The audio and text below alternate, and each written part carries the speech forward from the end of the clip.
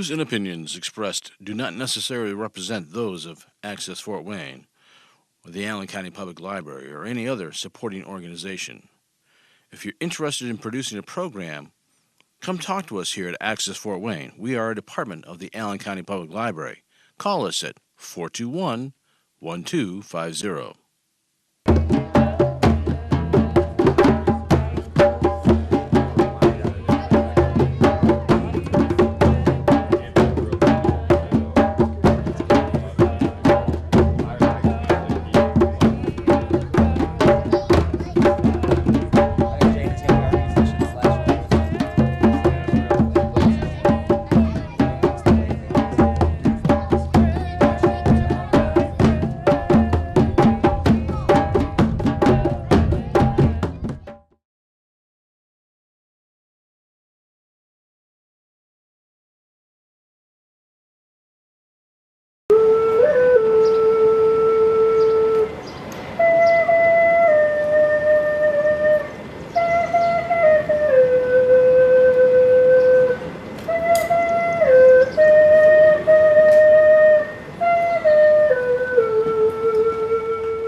As the story opens, a lone canoe rides the waves.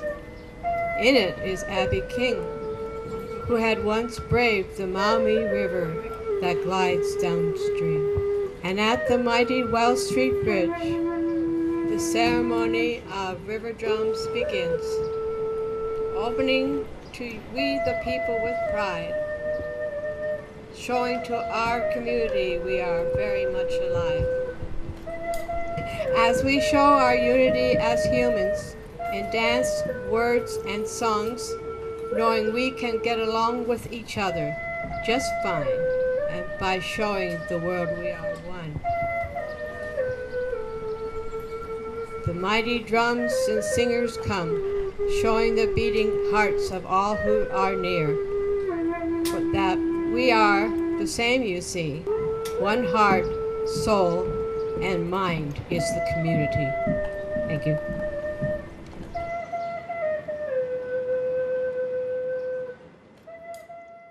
I want to welcome all of you to River Drum. It's so exciting. You just saw Abby King from St. Maumee open the ceremony with a canoe. The reason we did this is to honor our Native American heritage. Ken Nolan playing the flute, a Cherokee from Indianapolis. And we're honoring Pikianga, the original name of the village here, before Anthony Wayne came and changed it to Fort Wayne. We have a few comments on remembering Pikianga. And what I wanted to say is Little Turtle is the Miami chief, who is the inspiration for River Drum, which is why it's on the river and here on the Wells Street Bridge. And Little Turtle was a Miami chief in the late 1790s. He twice defeated armies of the United States. When he yielded to Anthony Wayne, finally, Little Turtle became a champion for peace. I think he embodies what River Drums is about. I like to call River Drums an explosion of art. That art originates from a place in our hearts that is universal, and it speaks to the universal human need. It knows no boundaries, it knows no classes. And the theme of River Drums is to honor fathers, to honor community, to honor we are one. And in 1865, on this day, June 19th, a historic day in the United States of America, slavery, the last day of slaves, June 19th, 1865. We got a great lineup. The explosion of art is simply all these people coming with the best love in their hearts to make this possible. And I like to say it's the best of our human nature. We see so much of the worst, most recently Orlando. I'm so sick of this. And I think that this kind of event, where you have this explosion, creates cosmic ripple to inspire people beyond today. And so that's what I hope you leave here with, is feeling inspired. This is free. We've got sponsors. I'll mention them very quickly. Friends of the Third World, Sweetwater Sound, Banshee Martial Arts, El Mexicano newspaper, Fresh Eye Promotions, Infinity Casket Vault and Monument Company, and Anthem Insurance that made this possible. And if you would like to make a donation, we got some buckets around. Just drop $1 or a dime or $10 or whatever. Anyway, thank you. Thank you for coming. After Patty, Fernando Zapari, who has done so much in this city to help people, we came here from Mexico. So Fernando represents this. We are one people working together to make a better world. Following Fernando, Abby King, who's returning the canoe, will come up and tell you a little bit about her work with Save Maumee. As you all know, the river is our life flow. We cannot live without water. So Abby will talk about that. My name is Fernando Zapari, and I've been here in Fort Wayne since 1978. I was born in Mexico. My grandfather on my mother's side was an African Mexican. They was brought as a slave in Puerto Veracruz. So we have we relate so well here with the city of Fort Wayne. The city of Fort Wayne is a city where many languages are spoken, and like I said, I came here in 1978. What I do here in the community, I'm the publisher, the editor of El Mexicano newspaper. But more than that, what I like to pride myself in saying what we do is help others. That's really what we love to do, and promote education. As we all know, the key to prosperity is education. Again, thank you, Terry. Thank you, Patty. Wonderful job. And thank you for inviting me. And I'm so honored to be here. And they asked me, I'm not a historian, they asked me to talk about Kikianga. Okay, so they put me back. I had to go and do some research, to be honest. Okay, but this is such a beautiful place, and I cannot imagine what went on here about 300 years, over 200 years ago. 17, I believe it was the late 1700s, and many of these trees are witness to what happened here over a couple hundred years ago. This was a very prosperous land inhabited by the Ottawa Indians, the Huron, the Miami, and I believe the Shawnee, two tribes were here. They were living very peaceful. They say this was very prosperous. I mean, they had their fields full of corn, cattle grazing, until the army came over, led by General Harmer, and it happened what it happened. Finally, they could not run him out of this beautiful land here right away, but finally, in the mid-1800s, I believe, pretty much all the Indians were either run away or we pushed them out of these beautiful rivers. And as I said, many of these trees here, I bet some of these trees were already here back in those days. If they could talk, they could tell us a lot. You know, it's so much going on in the world. And back in 1865, you know, that was the ending of slavery in the United States. And we're still trying to figure out ways how to get along together. It's so sad. It is so sad what happened last week in Orlando. It happens over and over, not just in Orlando, not just in the US, but all over the world. So many wars in Ukraine right now, Central, South America, Venezuela, you name it. And we're still trying to learn how to live together, as brothers and sisters. And if we don't actually take, you know, that seriously, we will perish together as fools. That's one of the quotes from Dr. Martin Luther King. We must live together as brothers or perish together as fools. So we have the choice. We live in this beautiful, beautiful city of Fort Wayne, and like I said, I've been here since 1978. I live in the southeast part of Fort Wayne. And, I don't want to made this too long. Tell me if I am getting too long, but it's so important to know all of these things. River drums, I had to go and do some research. It's a celebration of freedom, the oldest known celebration commemorating the ending of slavery that happened back in 1865. Back then, 1790, in the fall of 1790, it was all about destroy, hate, kill, eliminate, divide the Indians, take away their lands, because it was such a strategic place at the junction of the Maumee and the St. Mary's River. But the Miami Indian resistance, okay, it was so great that they were pretty much forced to retreat. Again, Kikianga was a place, a peaceful place, and we came over and disturbed these beautiful people. Differences still exist, you know, in the U.S., not just in the U.S., but all over the world, trying to get along. The truth of it is that we all came to this country in different ships, and this is a quote from Dr. Martin Luther King that I borrow again. He says, "We might have all come on different ships, but we're on the same boat now.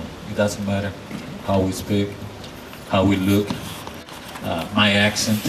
I've been here for a long time and I still haven't lost my accent. We are all in the same boat. We are all in the same team."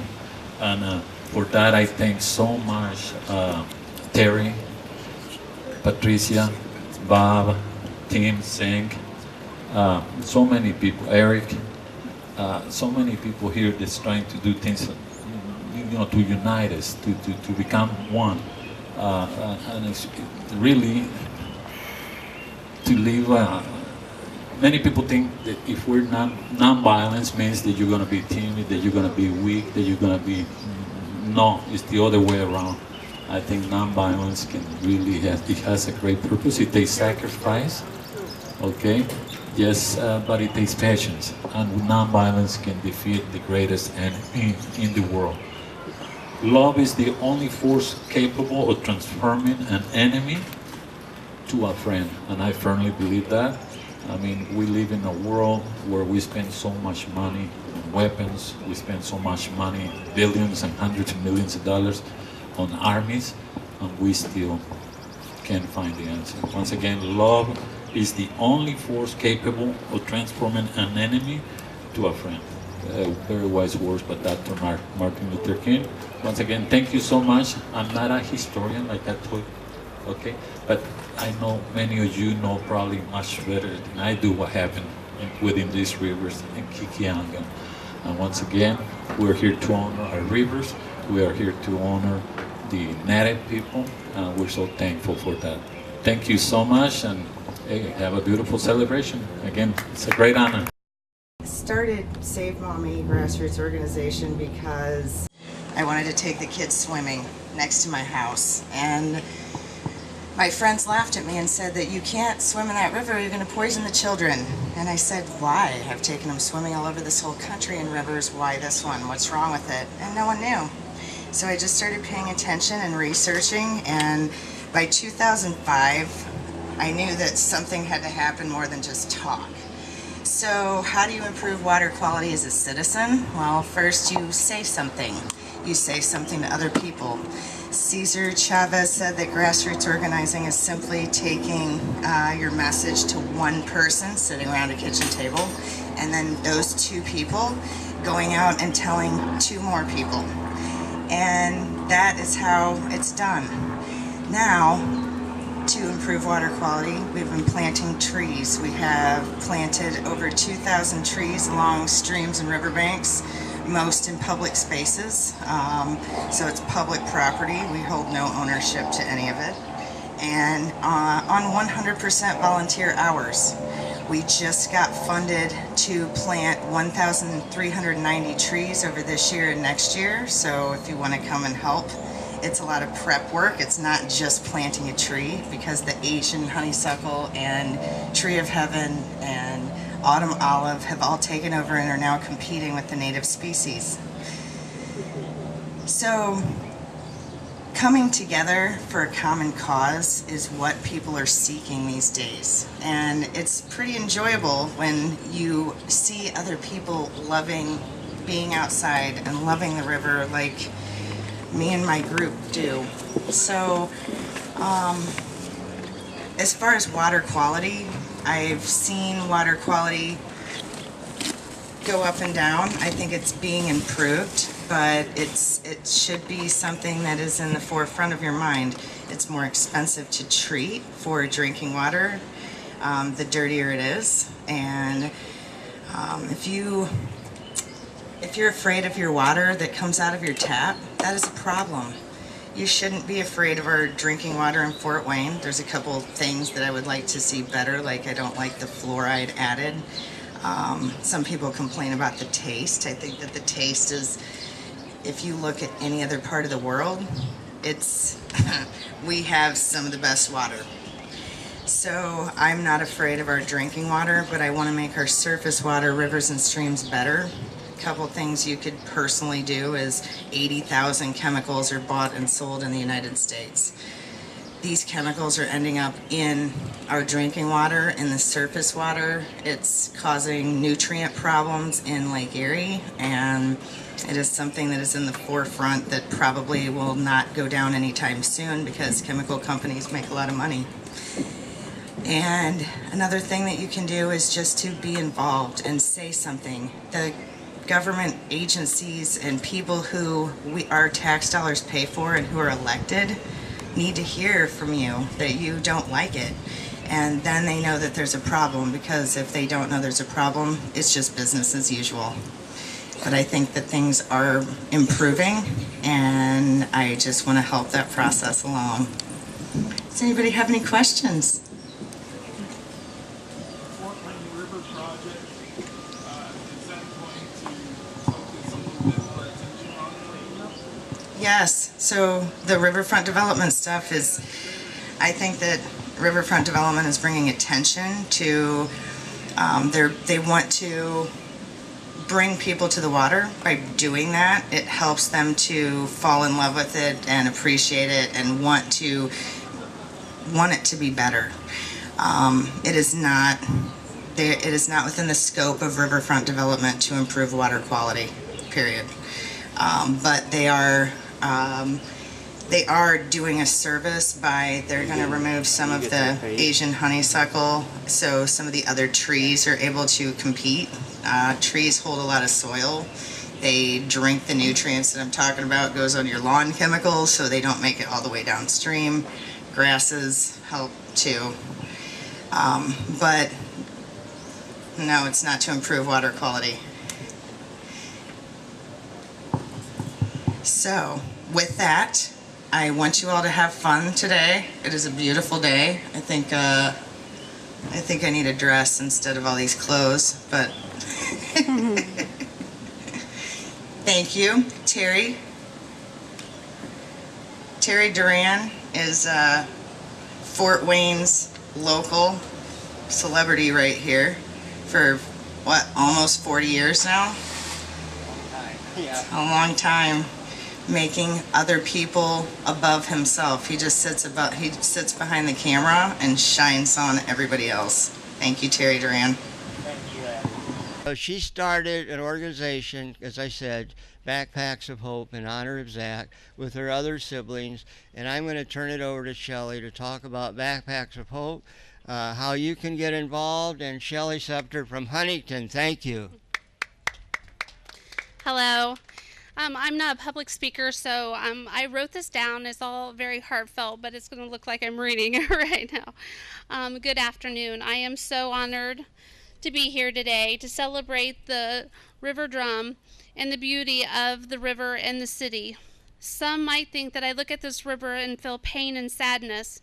It's true, there may have been a time where I felt that way, but I've come to realize this river was the entrance to my son's eternal life with his Heavenly Father. Zach loved this city, loved this river, and the people that have called these shores their home.